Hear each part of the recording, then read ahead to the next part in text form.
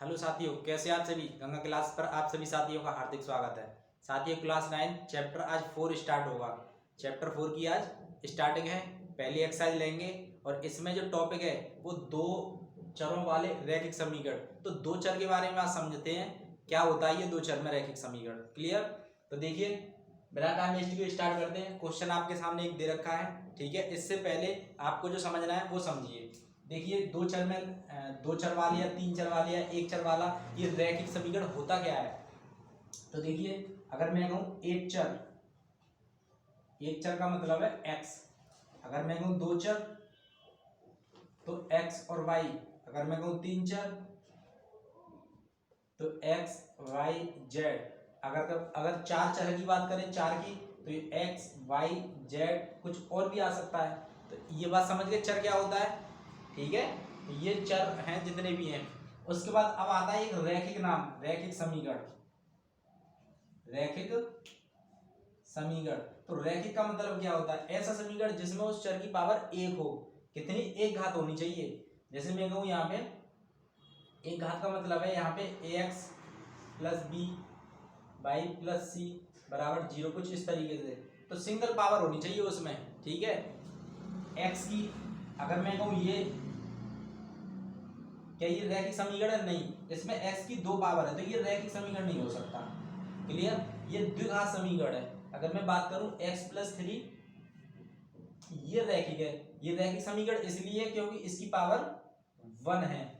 तो बात समझ में आ गई। रैखिक क्या होता है? ऐसा समीकरण जिसमें किसी चर की पावर 1 होती है वो रैखिक समीकरण कहलाता है। और ऐसा समीकरण जिसमें पावर 1 ना हो, कुछ और हो, तो फिर वो रैखिक समीकरण नहीं है। क्लियर?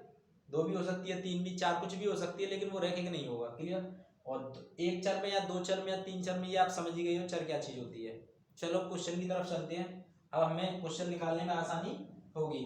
देखिए, एक क्वेश्चन दे रखा है आपके सामने बोर्ड पे कि एक नोटबुक की कीमत एक कलम की कीमत से दो गुनी है। इसमें दो चीजें हैं, एक तो नोटबुक है और एक कलम है।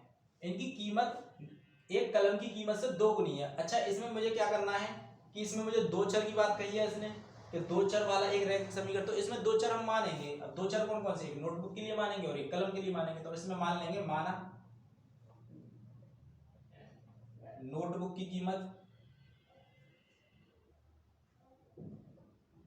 की कीमत, इसको आप ₹100 मान लो, और कलम की कीमत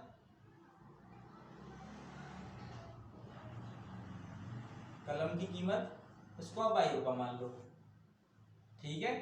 और ये प्रश्न के अनुसार क्या हो जाएगा? प्रश्नानुसार ये प्रश्न के अनुसार हो जाएगा कि जो नोटबुक की कीमत है, यहाँ पे मैं चलो लिख देता हूं, नोटबुक की कीमत जो है वो कलम की कीमत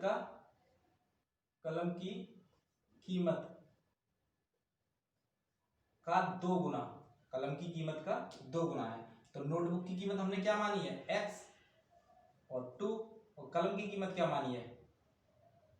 y। तो ये आपका क्या होगा? आप इसको लिख सकते हो, इधर माइनस का हो जाएगा बराबर 0। ये 2y इधर जैसे लाओगे माइनस का हो जाएगा बराबर में 0। तो ये आपका क्या होगा? ये रैखिक समीकरण तो हो गया भाई। x की एक पावर है, y की एक पावर है, तो ये आपको रैखिक समीकरण मिल गया, वो भी दो चर में। x और y दो चर है। आप इसको ऐसे भी लिख सकते हो, इस वाले x को उधर ले जाओ तो ये 2y ये उधर जाएगा तो माइनस का हो जाएगा बराबर में 0। आप इसको ऐसे भी लिख सकते हो, तो कोई सा भी यूज कर सकते हो, इससे कोई फर्क नहीं पड़ने वाला है। क्लियर? तो ये था दो चर में रैखिक समीकरण बनाना। क्लियर? अब देखो, कुछ इक्वेशन टाइप की दे रखी है और उसमें हमें क्या है कि कंपेयर करके ABC की वैल्यू पता करेंगे। तो चलते हैं अगले क्वेश्चन की तरफ, इसको रफ कर देंगे। साथ ही देखो, ये क्वेश्चन नंबर 2 आपको दे रखा है और इसमें देखो 1 से लेकर 8 तक के क्वेश्चन दे रखे हैं। क्वेश्चन आपको दिखाई दे रहे होंगे। क्लियर? अब क्वेश्चन को पढ़ते हैं। निम्नलिखित रैखिक समीकरणों को ax plus b y plus c बराबर 0 के रूप में व्यक्त कीजिए। सबसे पहले तो जो भी समीकरण है पहले इनको इस रूप में व्यक्त करना है, प्रत्येक को। क्लियर? उसके बाद में प्रत्येक स्थिति में a b c के मान याद करने हैं। x का गुणांक a होगा, y का गुणांक b होगा, और अचर पद यानी x और y के अलावा जो पद होगा वो आपका c होगा। ये आपको बताने हैं। तो मैं एक क्वेश्चन को समझाने का प्रयास करता हूँ, आप समझिए करना कैसे है। तो चलो हम क्या करते हैं, पहले इस क्वेश्चन को ले लेते हैं। ये क्वेश्चन आप खुद कर पाओगे, देखना करोगे आप। जैसे ही मैं समझाऊंगा ये क्वेश्चन आप करोगे। देखिए पहले मैं इस क्वेश्चन को करता हूँ। तो देखिए मैंने यहाँ सेकंड क्वेश्चन लिया है, यहाँ पे इधर से देखिए ये x माइनस के y अपॉन 5 और ये -10 बराबर 0। क्या आपको दिखाई दे रहा है? सबसे पहले हम क्या करेंगे, 5 से गुणा कर देते हैं पूरे समीकरण में। जैसे ही 5 से गुणा करोगे, 5 से गुणा, तो यहाँ पे हो जाएगा 5x और यहाँ माइनस के y और ये माइनस के 5 नहीं 50 बराबर में 0। अब आप क्या करोगे, इस समीकरण की तुलना करोगे। आप जैसे ही ये वाला रूप तो बन गया, देखो x का नंबर, y का नंबर और ये अचर पद। हर सवाल में आपको ऐसे ही करना है, ठीक है। जैसे कि अब ये सवाल है, x का नंबर, y का नंबर, ये जो है इधर लाओगे तो माइनस का हो जाएगा और बराबर में 0 बचेगा। ऐसे ही इसको भी इधर ले आओगे तो माइनस का हो जाएगा, बराबर में 0 बनेगा और बिल्कुल ऐसा रूप बन जाएगा सेम, ठीक है। तो इस सवाल को अच्छे से समझो कि मैं क्या करूंगा, लिखूंगा समीकरण, इसको समीकरण 1 का हो गया, लिखेंगे समीकरण 1 की तुलना ax plus by plus c बराबर 0 से करने पर, ठीक है, 0 से करने पर। अब देखिए, अब मैं जब कंपेयर करूंगा तो x तो a की जगह पे कौन है 5, तो a बराबर कितना आया 5। ऐसे ही y तो b की जगह पे कौन है, देखो यहाँ y के बराबर में कुछ नहीं है, यहाँ पे 1 है, कुछ ना होगा क्या होता है 1 होता है। तो b की जगह पे कौन है -1। साथ ही ध्यान रखना ये प्लस है ये माइनस है, ये प्लस है ये माइनस है, तो y की जगह पे माइनस का 1 है। अगर माइनस हो तो आप माइनस लगाओगे तो -1। c की जगह पे कौन है, ये माइनस के 50, c की जगह पे कौन है माइनस का 50। तो ये आपका a का मान, ये आपका b का मान, ये आपका c का मान। क्लियर? ये भी सवाल आप ऐसे ही करोगे, जैसे ये 2x प्लस के 3y, ये इधर लाके इधर माइनस का कर दोगे 9.35 और बराबर में 0। ये पहला क्वेश्चन है। जब ऐसे इधर लाओगे इसकी तुलना कर लोगे ax plus by plus c बराबर 0 से तुलना करने पर।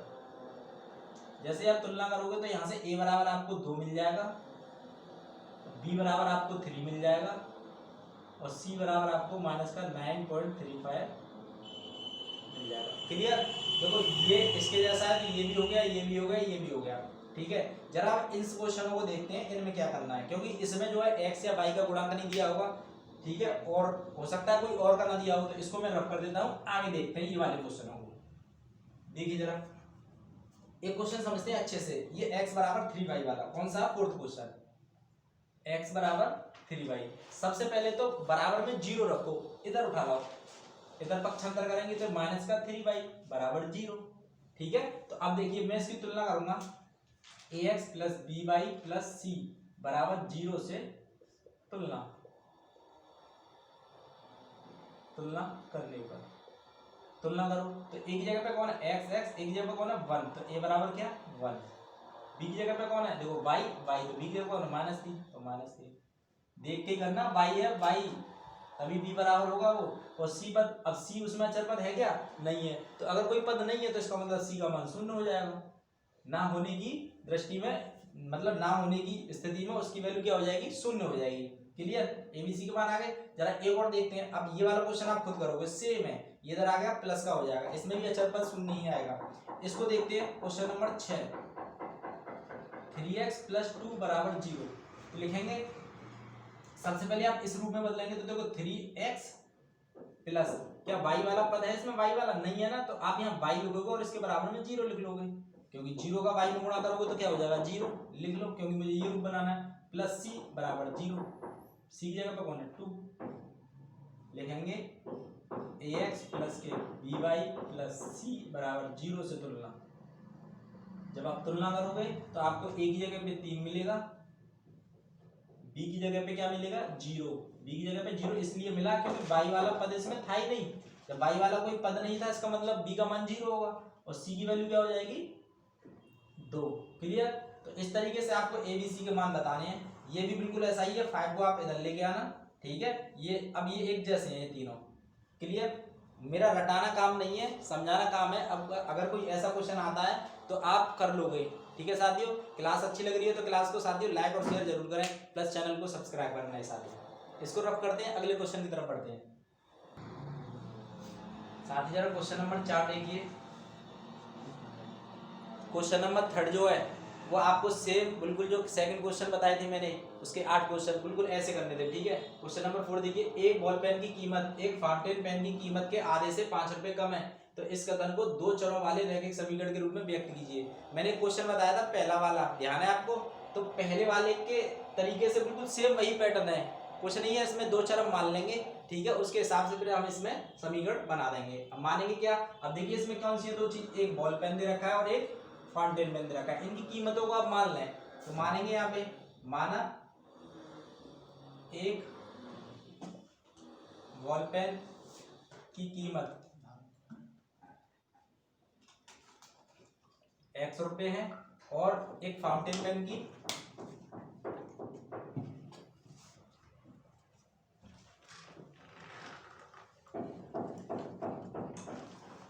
कीमत ये आप 22 रुपए मान लें।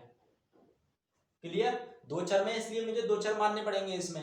तो देखो प्रश्नानुसार क्या है, प्रश्नानुसार क्या है, उसने कहा है कि एक जो बॉल पेन की कीमत है, यानी कि जो बॉल पेन की कीमत है, बी फॉर बॉल पेन की कीमत है, एक फाउंटेन पेन के आधे, तो फाउंटेन पेन का मैंने आधा कर दिया, फाउंटेन पेन का मैंने आधा कर दिया, आधे से 5 रुपए कम है, कौन, ये बॉल पेन की कीमत 5 रुपए कम है, तो साथ ही ये कम है, तो इसका मतलब ये ज्यादा होगी, तो इसका मतलब इसमें से भी 5 रुपए कम कर दो, ठीक है। या फिर ऐसा करो कि जब ये 5 रुपए कम है, इसके आधे से भी ये 5 रुपए कम है, तो इसको 5 रुपए और दे दो, तभी तो बराबर होगी, ठीक है। तो ऐसा करते हैं, यहां से बॉल पेन की कीमत आपने क्या मानी है, बॉल पेन की कीमत मानी है x रुपया प्लस 5 बराबर फाउंटेन पेन को कितना माना है 22/2, आप यहां से क्रॉस मल्टीप्लाई करेंगे तो 2x प्लस 5 बराबर में 22 और गुणा करेंगे तो ये 2x प्लस 2 पंजे 10 बराबर में 22, ये y को इधर ले गया 2x माइनस के 22 और प्लस के 10 बराबर 0, तो ये आपको मिल गया दो चर में एक रैखिक समीकरण क्वेश्चन 4 के अकॉर्डिंग। क्लियर, साथ ही ये एक्सरसाइज यहीं पे समाप्त होती है। 4.1 में 4 सवाल थे, चारों मैंने आपको बहुत अच्छे से समझाए, तीसरा क्वेश्चन सेकंड क्वेश्चन की तरह है, ठीक है। जो साथी ये समझ रहे हैं कि पढ़ते रहें, ठीक है, क्लास को लाइक और शेयर भी किया करो, ठीक है। आप कोई फीस वगैरह तो है नहीं इस चीज़ के लिए, गुरु दक्षिणा के रूप में आप क्लास को शेयर ही कर पाओगे, ठीक है। और सब्सक्राइब, जो भी साथी नहीं जुड़े वो चैनल को सब्सक्राइब जरूर करें। तो इसी के साथ क्लास समाप्त करते हैं, धन्यवाद।